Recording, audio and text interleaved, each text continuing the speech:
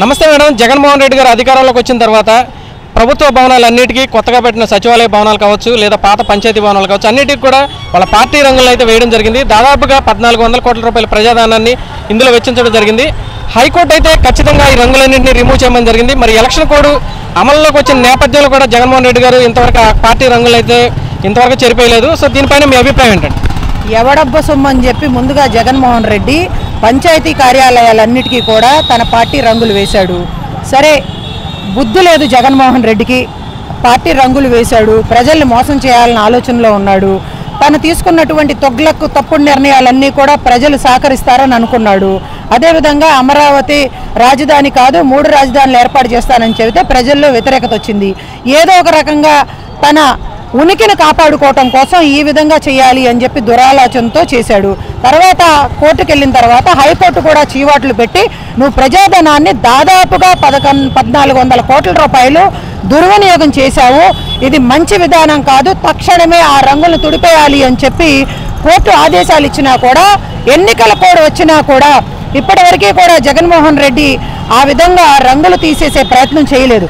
పైగా మరొక విషయం ఏంటంటే, కోర్టు చీవాట్లు పెట్టిన తర్వాత మరొక 1400 కోట్ల రూపాయలు దుర్వినియోగం చేయాలి ప్రజాధనాన్ని, ఆ రంగులు తీసేయాలి అంటే ఏం జగన్మోహన్ రెడ్డి నీ ఇష్టం వచ్చినట్టు ఎవడ సొమ్మని చెప్పి ప్రజాధనాన్ని ఈ విధంగా దుర్వినియోగం చేయటానిక నువ్వు ఒక్క అవకాశం ఇమ్మని అడిగావు ప్రజల్ని?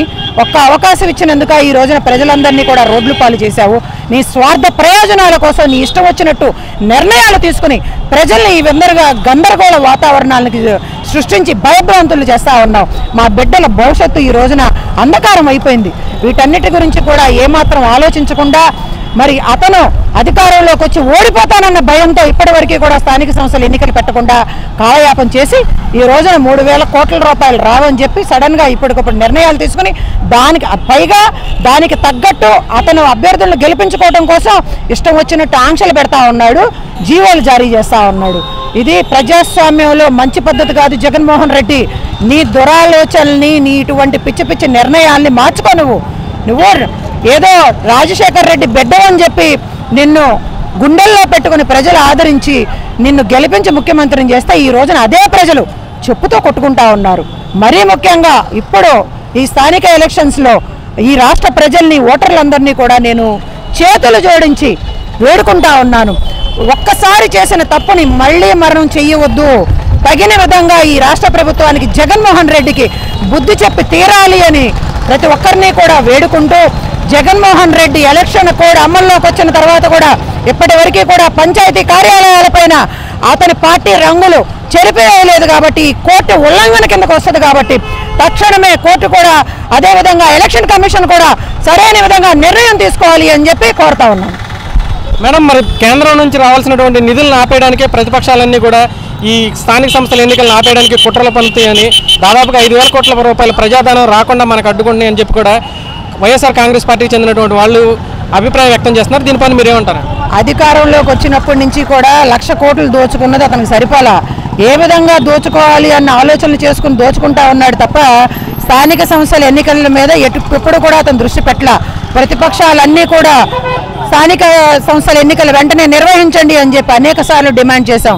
అదేవిధంగా ఈ రోజున బీసీ డిక్లరేషన్ అని చెప్పి ఎలక్షన్స్కి ముందు ఈ రోజున బీసీ రిజర్వేషన్లు, మరి బీసీలకి అంతమందికి అన్యాయం చేస్తా, బీసీలకి ద్రోహం చేస్తూ ఉన్నాడు జగన్మోహన్ రెడ్డి. ఇవన్నీ కూడా ప్రజలు గమనిస్తూ ఉన్నారు.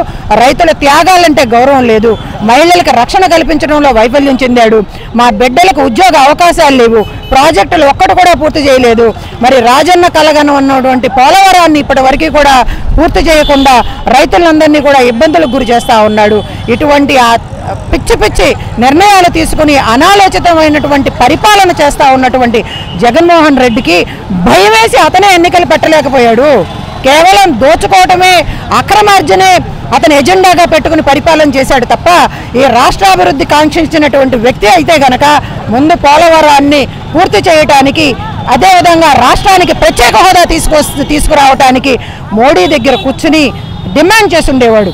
ఈ రోజుకి కూడా కేసులకు భయపడి తను కాపాడుకోవటం కోసం మోడీ దగ్గరికి వెళ్ళి మోకాళ్ళ మీద పడి నుంచుని అతను కాళ్ళ మీద పడి ప్రాధాయకుంటున్నాడు తప్ప ఒక్క రోజైనా అతను మోడీ గారితో, అమిత్ షా గారితో ఏం మాట్లాడాడు, ఈ రాష్ట్రానికి ఏ విధంగా నిధులు రాబోతా ఉన్నాయి, ఎటువంటి హామీ కేంద్ర ప్రభుత్వం ఇచ్చింది, ఎటువంటి డిమాండ్స్ అతను పెట్టాడు అని చెప్పి ఒక్క రోజన్నా ప్రెస్ మీట్ పెట్టి ప్రజలకు తెలియజేశాడా?